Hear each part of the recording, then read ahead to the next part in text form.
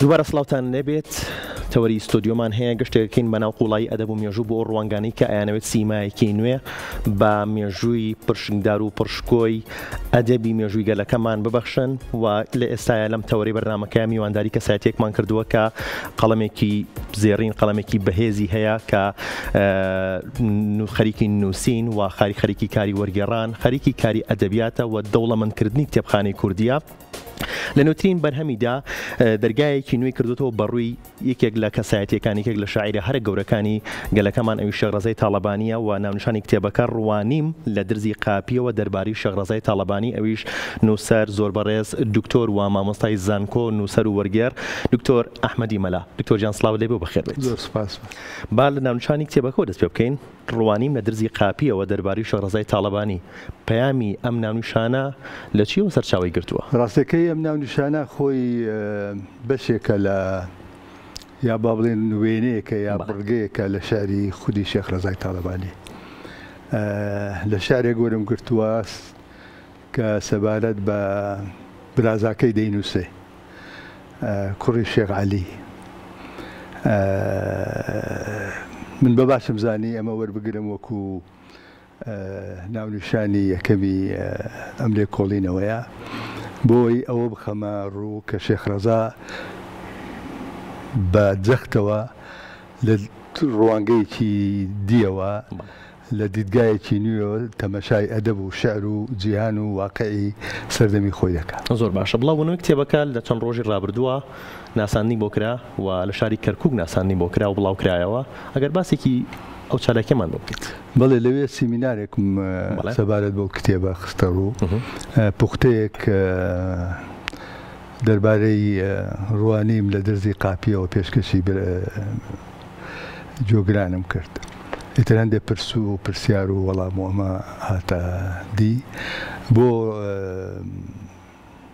بۆی زیاتر با بڵێن وەکو بەرکوڵێک یا وەکو پێشەکیەک پێشکەش بە جۆگرانی بکەم. دەستخۆش دکتۆر جان. دکتۆر بەڕێزت باس لەوە کردووە لە ئەکاونتەکەی خۆت بە دوایە گەڕام ئەڵێ ئەگەر ئێمە شێخ ڕەزای تاڵەبانی بمانەوێ بناسین پێویستە شاعیرانی پێش شێخ ڕەزای تاڵەبانی بەباشی بناسین ئەو کاتە لە شێخ ڕەزای تاڵەبانی تێگەین. ئەکرێت وەڵامی ئەم پرسیارم لێرە بیتەوە؟ بڵێ ڕاستیەکەی شێخ ڕەزا ئێمە شێخ ڕەزا ناتوانین بە وردی بخوێنینەوە ئەگەر بێت و شاعیرانی پێشخۆی.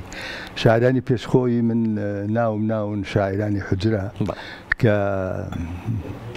کە کۆی معریفەی دینی ئەو سەردەما زاڵە بەسەریانەوە و لە هەمان کاتیشدا خەسڵەت و خوێندنەوەیەکی ترم بۆ ئەو شاعرانە کردووەوە وەکو شاعرانی وەکو نالی، سالم، کوردی، مەحوی، تەنانەت، وەفایی. زۆر جار لە ئەدەبیاتی ئێمە پێناسە دەکرێن بە سێ کوچکەی بابان.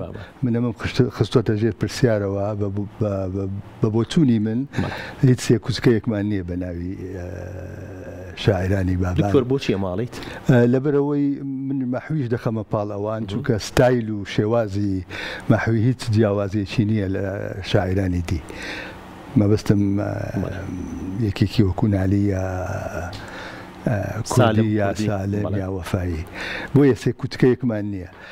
تەنانەت قوتابخانەی بابانیش من ڕەت دەکەمەوە لەبەرەوەی هیچ تیۆریەکمان نییە، هیچ مەنیفێستێک لەو کاتەیە سەبارەت بە من نووسراوە کە دەگوترێ قوتابخانە یعنی بەلایەن کەمەوە چەند تێڕوانینێکی تیۆری سەبارەت بە ئەدەبیات دەبێ بخرێت ڕوو بۆ ئەوەی وەکو قوتابخانە نێوزەت بکرێت. باشە دکتۆر کە باسی شێخ ڕەزای تاڵەبانی و شعرەکانی یەکەیت زۆر جار خەڵکانێکی لی دوورەکەونەوە خەڵکانێکان پێیان شەرمەکە هەندێک لە شعرەکان بخوێننەوە یان بڵاو پڵاوی بکەنەوە. ئەمە بۆچی ئەم بیرکردنەوەی چۆن ئەگۆڕێت؟ ئێمە وەکو ئەدەبیاتی کوردی تا چەند پێویستمان بە شێخ ڕەزای تاڵەبانیە چ بۆشایەکی گەورە ئەبوو لە کتێبخانەی کوردیە لە ئەدەبیاتی کوردیە ئەگەر شێخ ڕەزای تاڵەبانی بوونی نەبووە. خۆی شێخ ڕەزا ڕاستە بۆتە کلیشە بۆ خوێنەری ئێمە ینی شاعرێکی جوێندەرە داشۆڕیە سوکایەتی دەکات. ڕاستە ئەمە بەشێک لە شێعرەکانی شێخ ڕەزا پێک دەهێنن بەڵام شێخ ڕەزا هەر ئەمە نییە. شێخ ڕەزا بۆ یەکەم جار چەند تێمێک چەند بابەتێک دێنێتە ئاراوە کە پێش خۆی بە هیچ شێوەیەک باس نەکراوە.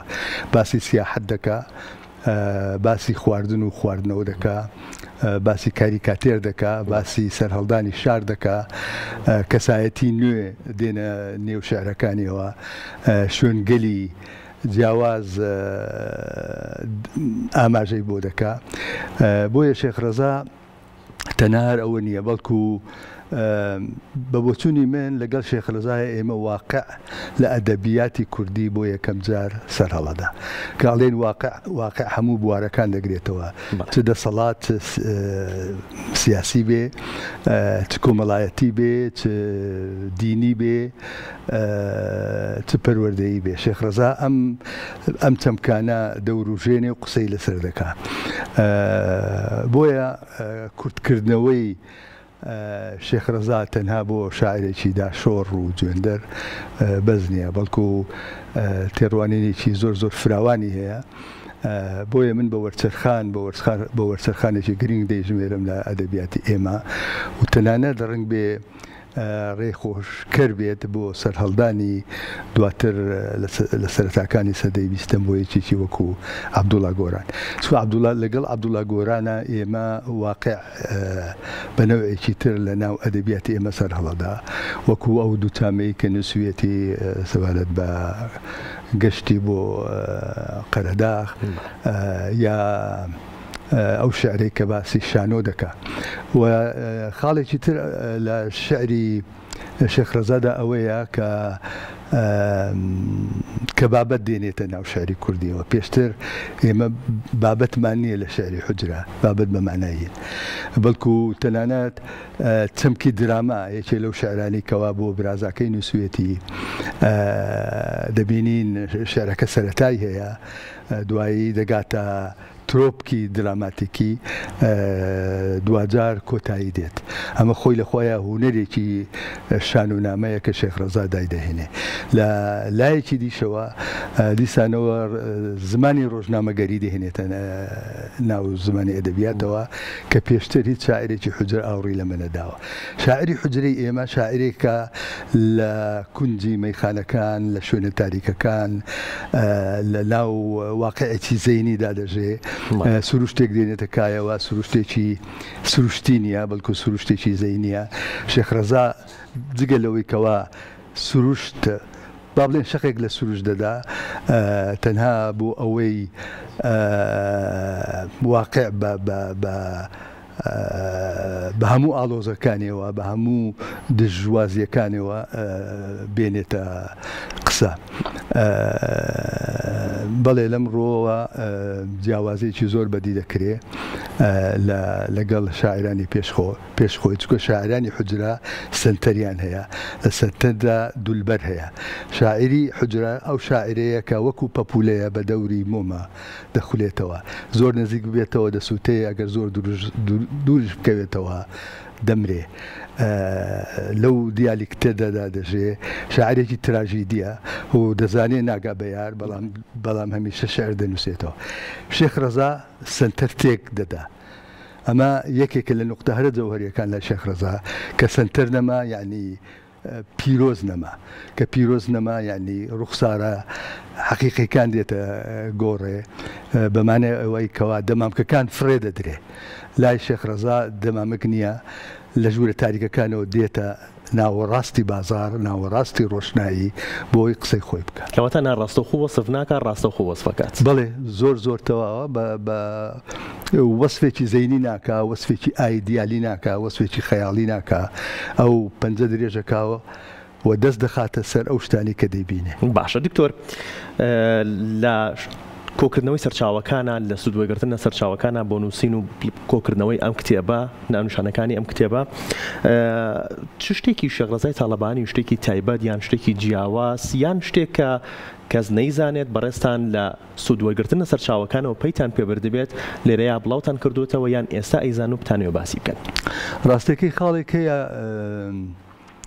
تەرزی باشیش کاتی خۆی ئاماژەی پێ کردووە، بەڵام قسەی لەسەر نەکرابوو. من کە بینیم هەستم کرد زۆر دەگونجێ لەگەڵ کارێکتەر و لەگەڵ کەسایەتی شێخ ڕەزایە ئەویشەوەیە کە مەندیلی بە شکلێکی سیر دەبەست جوبەکەی دەدایە سەرشانە و کاتێ لە ماڵ دەردەچوە دەرەوە ئەمە خۆی لە خۆیان گزارش لە کەسایەتێکی جیاواز دەکا ئێمە هەموو دەزانین بە نسبەت پیاوی ئاینی مێزەر یا ئەمامە دەورێکی گرنگ دەبینێ لە تێگەیشتن لە شخصیەت و لە دنیابینی و پیاوی بەستێکی هەبووە لەم شێوازە دەرکەوت بە بۆچوونی من ئەمە خۆی لە خۆیدا جۆرە لادانێکە جۆرە لادانێکە لەو توێژەی کە خۆی لە ناوە سەری هەڵداوەویش توێژی شێخایەتیە شێخ ڕەزا شەڕێک هەڵدەگیرسێنێ بۆ ئەوەی بە کورتی شێخ ڕەزا داوای مافی خۆی دەکا ئەمە یەکەم شاعرە ئێمە لە سەدەی 19 هەمانە کە شاعرێک باسی مافی کۆمەڵایەتی خۆی بکە باشە دکتۆر تێڕوانینی خوێنەرانی ئەم کتێبە چیە بێت دوای تەواوکردنی کتێبەکە و بە تایبەت خوێنەرانی کە پێشتر خوێنەرێکی زۆر باشی شاعرەکانی شێخ ڕەزای تاڵەبانی بوون بە بۆچوونی من ئەوانی کەوا حەز لە ئەدەبیاتی حوجرە و کلاسیک دەکەن گرینگە شێخ ڕەزا ئەم شێخ ڕەزایە بخوێننەوە چونکە شێخ ڕەزایەکی جیاوازە شێخ ڕەزایەکە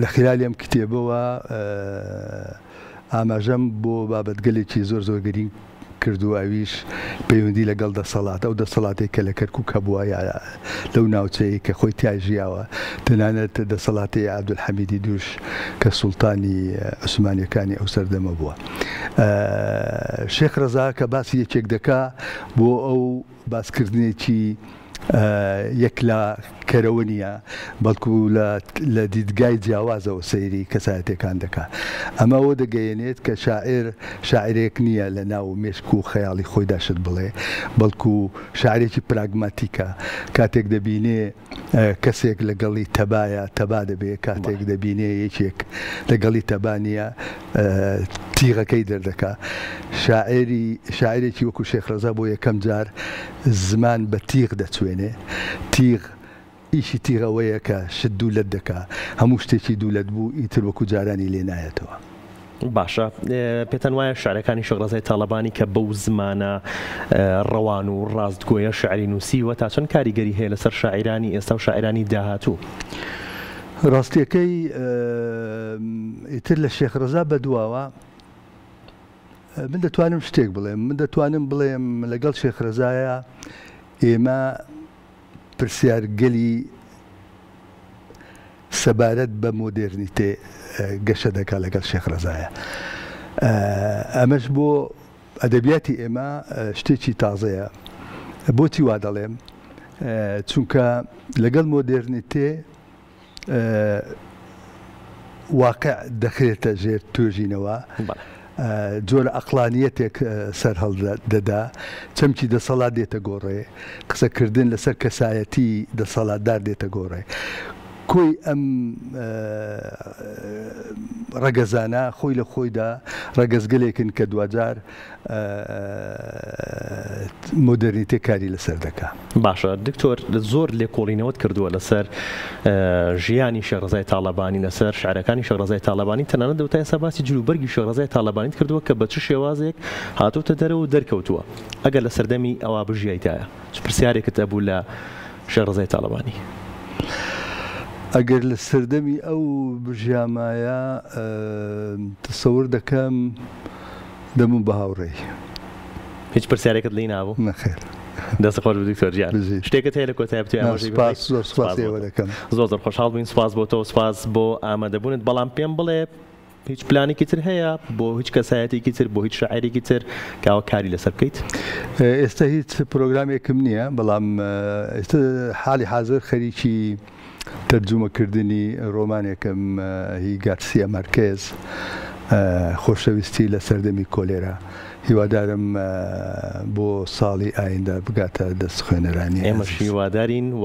لە کورسات مەگەزینیشەوە بێگومان بەرنامەی تایبەتی بۆکەین و ئەمەی بەڕێزیت بێگومان بەرنامەیەک دوو بەرنامە سێ بەرنامە زۆر زیاتری شەڵەگرێک کە گفتوگوی لەسەر بکەین بەڵام مەمان بورە کاتی بەرنامەکەمان هەر ئەوەندەیە زۆر خۆشحاڵ بووین سپاس بۆ تۆ سپاس بۆ ئەو کاتی بە ئێمەت بەخشی دکتۆر